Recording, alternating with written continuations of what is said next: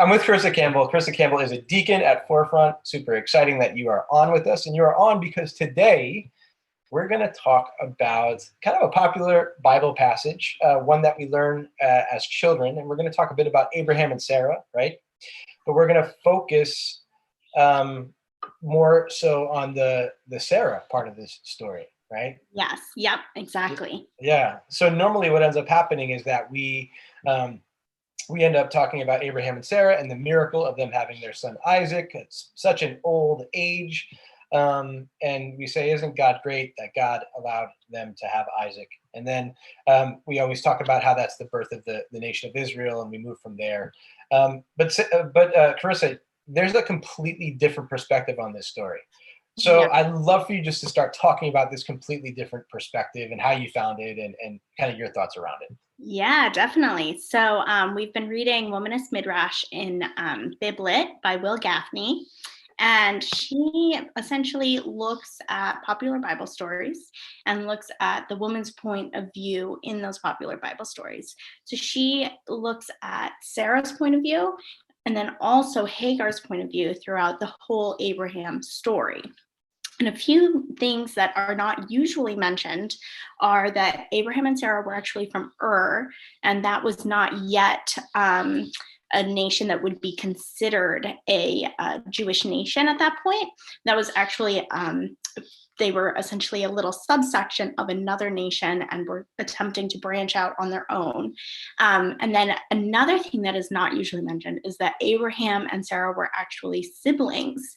And you can tell because if you look at the genealogy, the niece is actually also the half sister. So there's some really interesting things going on there that are not usually brought up. So those are things that are pretty important because it shows how important the family lineage was to these people, so that when they branched out to make their nation, they were keeping all of their same familial attributes, so that they were not bringing many other people in. I love that. Also, biblical marriage. Am I right? I love when people say marriage is biblical. Great. We should be marrying our siblings. Fantastic. Exactly. Yeah. So you mentioned the name Hagar, and I want to talk a little bit about maybe you can talk to us about it. Like go through the story a little bit about Sarah, about Abraham, about their attempts to conceive a child, and Hagar's role and all that. So fill us in on some of that. Of course. So essentially at this point, Abraham and Sarah are wandering in the various wildernesses around where they were. I'm not sure that wildernesses is a word, but just follow me here. So they're wandering around, and essentially we have Abraham and Sarah enter an area around Egypt, and they're not quite sure how they're going to enter without being attacked. So Abraham says, I'm not going to reveal that you're my wife. I'm only going to reveal that you are my sister. And then I can sell you to Pharaoh because of your beauty, because it is mentioned multiple times that Sarah was actually really coveted for her beauty. So he does this and gets all of gets the payment for Sarah. And it's essentially said that Sarah is expected to sleep with Pharaoh so that Abraham can essentially pimp her out, which is different than we typically learn. But it's way 2,000 years ago. That was what they did. So after that, it's said that there's no mention that Abraham stops him from sleeping with her or anything of that. So they essentially then go, they leave, they find out that she is his wife, and then they leave and they continue on their travels as the oral tradition goes. And then it picks up again years later down the road that this happens again in another nation. And in this nation, Abraham does the same thing. He says, okay, well, you can either move, we can do the same thing that we did back in Egypt, and I can sell you, and we can get all sorts of herds of cattle and sheep, and it'll help our nation building. So, but he again is making her make this sacrifice, then she doesn't seem to really have a say in it. And if she did, it's not really mentioned in the Bible. It's not something that they valued enough to put in their oral tradition. So this happens, and they go to Abimelech, and he then takes her, but it's mentioned there that he actually does not touch her sexually, and it's specifically mentioned. So in our group, we were saying that that might be something that we want to look at, that says, hey, maybe the people that were telling these stories and that were sharing these legends about Abraham and Sarah were actually moving forward, in that they didn't want Abraham to seem like a pimp. They just wanted it to seem like he was trying to get more riches and get more livestock to build this nation that they were trying to build.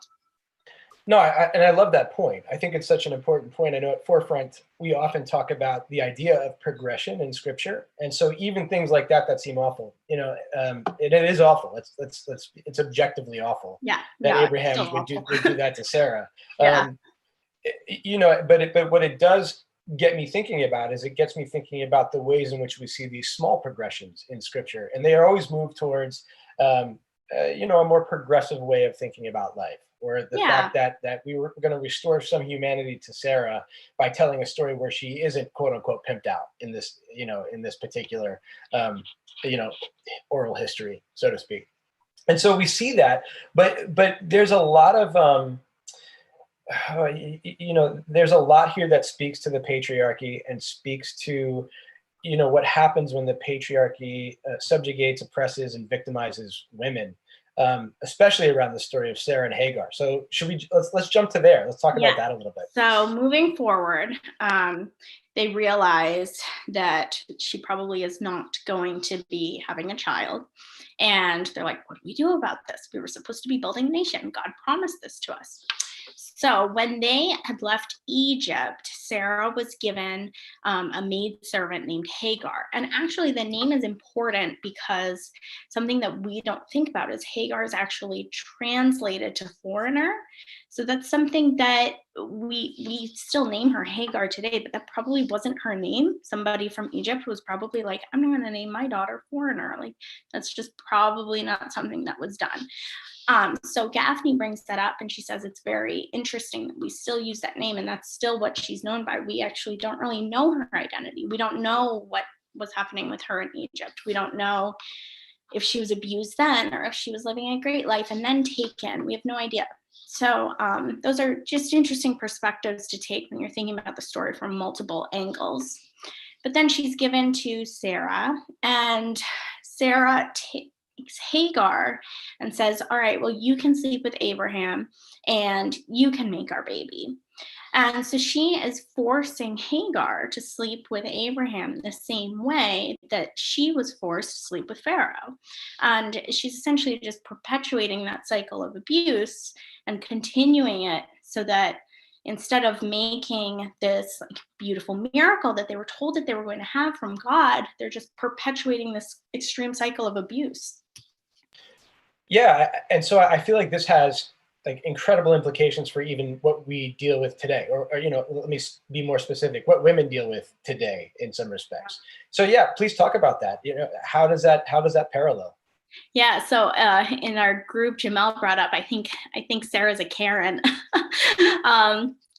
Because she takes instead of taking her privilege and saying, you know what, I'm going to wait patiently for this miracle. I'm going to, just take this new nation that I have and do better for the women in it. She just continues to perpetuate the same cycle of abuse to her, just like we do. Instead of using restorative justice or being allies, we sometimes, as white people, will take that cycle of abuse and just use it again on so many other people. And that's something that happens within the feminist movement that a lot of people are trying to weed out, because so many people worked so hard to get us to the point where we are now.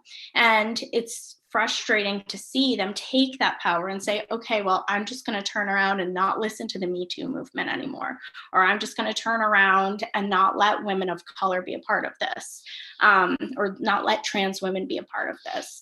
So there's all of these, we were given this privilege as white people or as white women. We did fight for it. But then at the same time, now we need to be turning around and using that privilege to bring up other people instead of perpetuating the same cycle of abuse. Well said. I mean, incredibly well said. You know, in what ways do we see that happening? In what ways do you see that happening? I know your group chatted a bunch about this. Yeah. How did you bring it? What did you all come to, I guess? So yeah, we talked about it a lot, and you know, it's just getting to, we're always going to keep allowing seats at the table, essentially. Just like when Hagar went to go leave, God did come to Hagar and say, I'm here with you. And Hagar was able to name God for herself, rather than have to adopt the same cycle of abuse that she was being handed. Now, she did go back, which is interesting. And, you know, our group wasn't sure what to make of that. You know, there's a lot of different ways to look at that. And Gafney mentions a few different ways, but it's not quite clear if she went back because that was how she was dutiful to God, or because she was like, I'm wandering out here in the wilderness and at least they had food there. So there's multiple ways to look at that, but we need to be allowing ourselves a seat at the table. And if somebody does come back and say, hey, you know, like, you did hurt me, but I'm coming back to you, we need to understand and check ourselves and make it so that we are not perpetuating that same cycle. We need to be saying, okay, well, I'm going to make it different now. I did something really bad to you. I'm going to humble myself, and I'm going to not keep cycling the abuse. Absolutely. I mean, that's what restoration is all about. Yeah. So yeah, well said there. And you know, this is like a passage that is filled. I mean, just absolutely filled with so many interesting talking points, lots of context and culture. And it sort of goes into the way we read scripture, right? And so in this, you know, if people are like, hey, I'm trying to figure out how to read scripture so that I can kind of see the context and culture in it, because, you know, this gets lost in translation. You know, the severity of this subjugation gets lost. So it gets lost. So how would you suggest to someone who's picking up the Bible and not necessarily sure how to read it, how do you suggest that they go about that? So, I mean, obviously, like you're saying, there's a lot of different ways to look at it. You could look at it as like an oral legend that was being told over time, and maybe this was just something that was really valuable to their people. We always talk about that in Biblit, about how we have to remember that they were trying to nation build, so they had to tell these stories, and they had to say, listen, this is what God is doing for us. So God is obviously always on that side, because we're looking at the side of the person that wrote the story. So we don't have the information from the people that they oppressed, because they were building up their nation. They're not going to put out bad press about themselves. So their oral tradition was very focused on them. And that's something to keep in mind while you're reading the Bible. Okay, I'm reading about this story that these people told, and we can see how God was working through their lives, but we can also see how maybe they were interpreting things that were happening as what God was doing for them. And maybe that wasn't actually what God wanted to do. So God did go and meet Hagar as well. And I think you always have to keep in mind that there's that other perspective that Abraham and Sarah may not have known about. I love that point too. Yeah. You know, we say a lot of forefront. What scripture is it's the way people are imagining and reimagining God. Mm-hmm. And so, Exactly. so in this story, we get a group of people who are imagining that God is for them in the midst of their nation building. Yeah. The best part, the thing that you just said, which I want to reiterate because I think that you said it so well, is the fact that God shows up to Hagar, right? Mm-hmm. And we kind of get God's heart in that. Like, God's not in like the nation building, this is what I'm up to. God's saying, well, you've not restored this human being, or you've not brought this person into equity. This is actually where I reside. And that's that's something we never focus on, but it's profound once we see it. Like, I love that. I absolutely love it. I feel like a lot of people that I have heard tell this story focus on, oh, well, Hagar went back, or God showed up to Hagar, and they look at it as, oh, well, God was actually trying to convince Hagar to go back because God favored Abraham and Sarah. But I just, reading it in a more historical perspective from Gafney, and with all of the historical backing that she gives, it's hard to look at it that way anymore. Yeah, and it's like eyes are being opened, and when we can appreciate the fact that people are imagining and reimagining God, it gives us new eyes to see God in it, in that sense. Yeah, exactly. All right, so two things. You have been, you were obviously incredibly moved by Dr. Wil Gafney. Is there a place where people can find their work? Yes. Okay. So I'll pull up the exact website, but this book is Womanist Midrash. Oh, and the website is actually easy. It's wilgafney.com. And there are all sorts of different blog posts on there. Wil Gafney does several different podcasts. So there are multiple ways that you can hear this without having to read the entire book, if that's not what you're into. But I would highly recommend the book if you have the time to sit down and read it. And I just put wilgafney.com in the comments. And then secondly, we talked about this group. What is this group, and how can people be a part of this group? Biblet. Yeah, that's the one. Biblet is Wednesday nights at 6:30. I always show up late, so I almost said 7, but it's really at 6:30. So it's Wednesday nights at 6:30, and we usually go through a different book. We'll break into different Bible passages, and then actually Sammy is building up another group to kind of break off of Biblet, to actually go to use our knowledge on the history of the Bible to go into the scriptures and say, like, okay, this is what we know about the history of it. Now, how can we apply it to our lives? So that one's more of like a traditional Bible study. This one is more of like a historical view, and what can we learn about like the history and literary elements of the Bible at that time. That's a great plug. Thank you so much. Yeah. So Carissa, thanks for coming on. I think one of the most exciting parts about not only Forefront but progressive Christianity is the truth that we get to reimagine Scripture, and we get to see Scripture through a new lens. It's super exciting. So I'm glad you got to share with us some of the work that you're excited about. Yeah, for sure.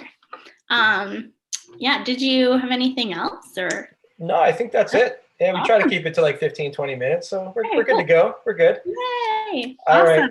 Thanks, Carissa. I appreciate your time. And we will see you in 2 weeks for the next Theology Thursday. Thanks, everybody. Sounds good. All right. Bye.